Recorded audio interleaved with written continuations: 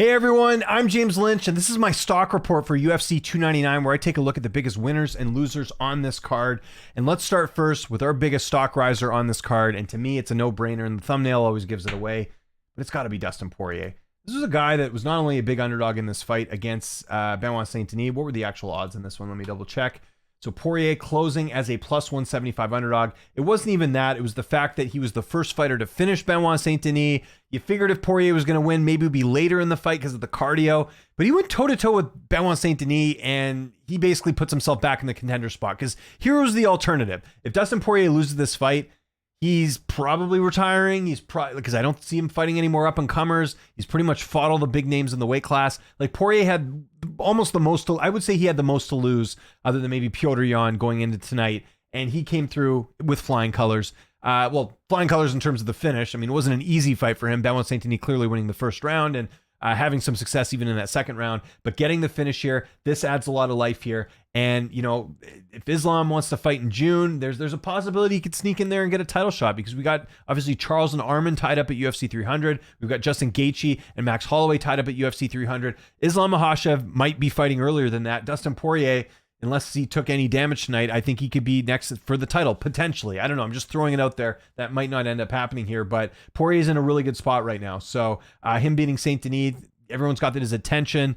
The attention of the UFC, I should say. So Poirier, to me, my biggest stock riser, just because of what he had to lose tonight, right? Like, I'm sure a lot of people would say O'Malley or whatever, or some of these other names on this card, but to me, Poirier coming through as an underdog, to me, was the biggest stock riser on this card. So Dustin Poirier gets my number one pick for the biggest stock riser. All right, let's keep it going with the stock risers, and I just mentioned him there. It's Sean O'Malley. Now look, Sean O'Malley, if he went out there and he finished Chito Vera early in the fight, then yeah, he's probably the biggest stock riser on this card, because no one had finished Chito. But he goes the distance with Chito, but this was a masterclass performance. Sean O'Malley did to Chito Vera what Corey Sandhagen did to Chito Vera, I think even better. Corey Sandhagen dominated his fight against Chito Vera, but in this one, O'Malley really battered him. He almost finished him in this fight. This is a very good performance from Sean O'Malley. Now look, Sean O'Malley was supposed to win this fight. He was a betting favorite, so you got to keep all that in mind when you're talking about stock risers.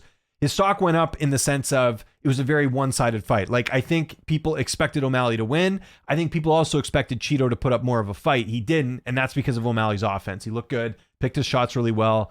Like I said, almost finished him. O'Malley for sure was one of the biggest risers. He headlined this card. You have to put him in the top three for sure as far as the biggest risers on this card because of what he was able to do. So, let's hope they do him and Merab next.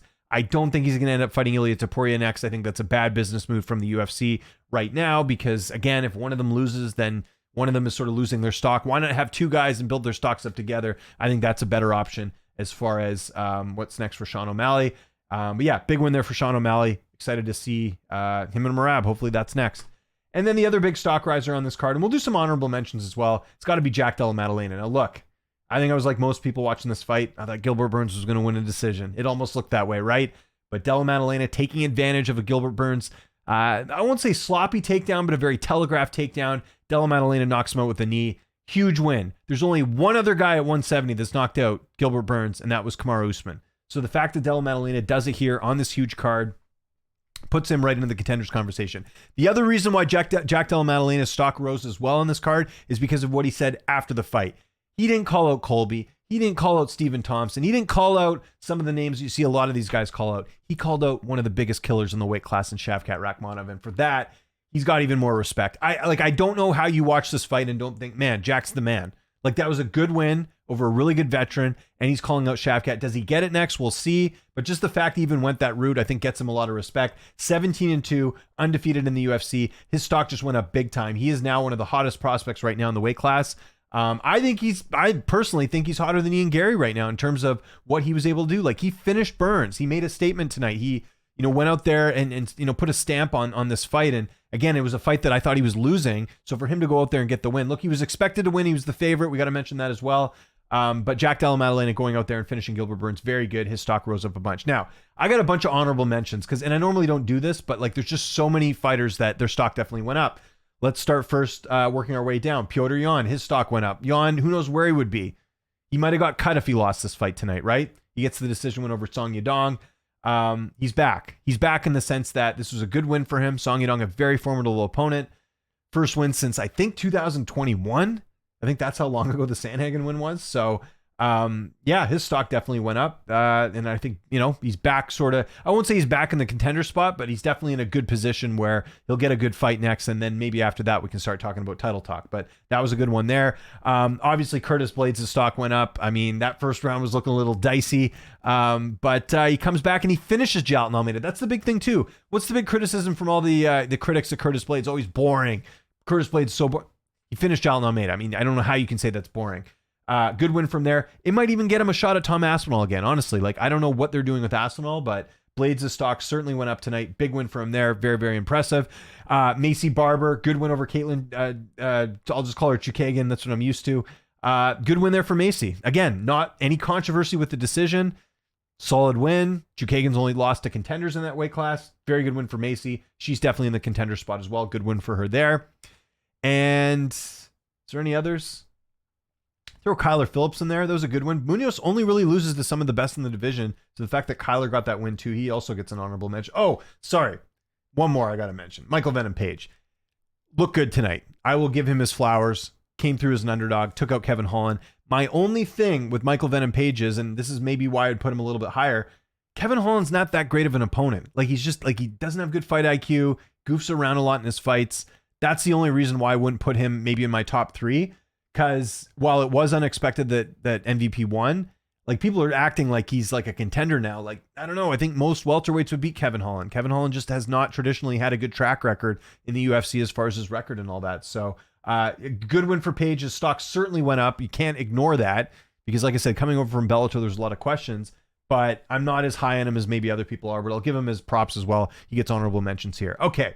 Now, let's get to the biggest losers on the card, the fighters whose stock went down the most. Not going to spend too much time on this, but the biggest stock dropper for me was Jailton Almeida.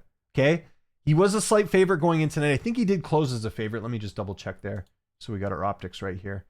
Yeah, he closes a slight favorite. It was close going in. We didn't really know what to expect, but it's the fact that, after coming off that disappointing fight with Derek Lewis, that he ends up getting finished here. Now, look, he had a good first round. I'll give him that. But to me, like, the reason his stock, in my opinion, dropped the most out of anyone in here is because I think he probably would have got a fight in Brazil against Tom Aspinall on the next card. Like, there was a lot on the line here, and he wasn't able to capitalize, and he got finished.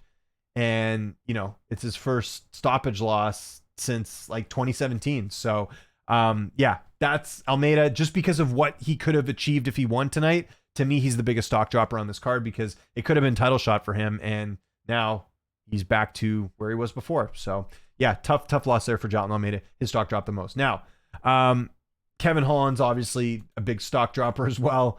Again, favored in this fight. Tailor-made matchup for him to a certain degree because he didn't fight a wrestler. He wasn't fighting someone that was going to, like, do what you do to beat Kevin Holland, which is what Marvin Vettori and Derek Brunson did, which is just out wrestle him, right? So he has another striker. So to me, missed opportunity here for Kevin Holland. Not that his stock was that high to begin with. Like, it's not like we're talking like a guy who's ever going to fight for a title, but you do have to mention the fact that this was a matchup that was favorable towards him and he didn't capitalize. So Kevin Holland's stock dropped tonight for sure. Like, I don't even know what you do with him at this point. I don't know where he sort of goes from here. And then we got to put him on here, even though I don't think his stock dropped that much, but it's the fact that he got finished. And again, if he would have won, it would have been, a big deal, is Benoit Saint-Denis. His stock did drop a bit. It's a weird one for me. Like, you have to look at the result at the end of the day, and the result is he lost. So had he beat Poirier, he would have been fast tracked to a title shot, or at least in that conversation, right? So it's by that degree his stock dropped. But as far as his performance, I think if anything, he showed he can hang with these guys. I thought he fought very well. He got caught. It happens. Striking defense is a bit of a worry there, but you do have to add him on this list, unfortunately, just because of the result. But I think overall, I think his stock, it's hard to say. Like, I can't say his stock went up because he got finished, but his stock also, it did take a bit of a dive there, but not by much. And then there's just 2 other honorable mentions. In fact, maybe I'll just put him in the honorable mentions. I won't put him as an actual stock dropper.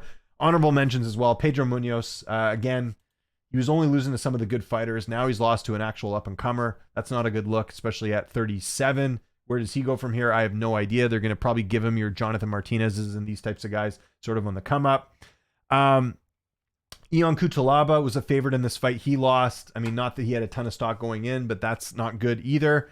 And then another one I'll throw in there as well, and it's just because, like, he was sort of in a no-win situation, and that's Gamrot. Gamrot won his fight, but he didn't really impress us. Like, he was almost in a no-lose situation. I said this on the live stream. Like, if Gamrot had finished RDA, that's probably the only way his stock would have gone up tonight. But other than that, I think he kind of just remains the same. But you could also argue maybe it went down a slight bit just because it wasn't that entertaining of a fight. So I don't know. It's tough to say. You guys can debate that in the comments. But yeah, let's just do a quick recap here. So the biggest stock risers: Dustin Poirier, Sean O'Malley, Jack Della, Maddalena. Honorable mentions to Piotr Jan, Michael Venom Page, Macy Barber, and Curtis Blades. The biggest stock droppers are Jalton Almeida, Benoit Saint-Denis, Kevin Holland, and Pedro Munoz, Ian Cutelaba as well. You could also talk a little bit about Gamrot, but that's being kind of nitpicky there. So biggest thing is, I want to know what you guys think in the comment section below. Do you agree with my selections as far as stock risers and stock droppers? Would love to hear your picks for this series I do here on the channel. I do this after every UFC card. Let me know what you think. Follow me on Twitter, TikTok, Instagram @LynchOnSports. And before you go, hit that like button, hit the subscribe button. It does help with the channel a lot. I'm James Lynch. Thanks so much for watching, and I'll see you next time.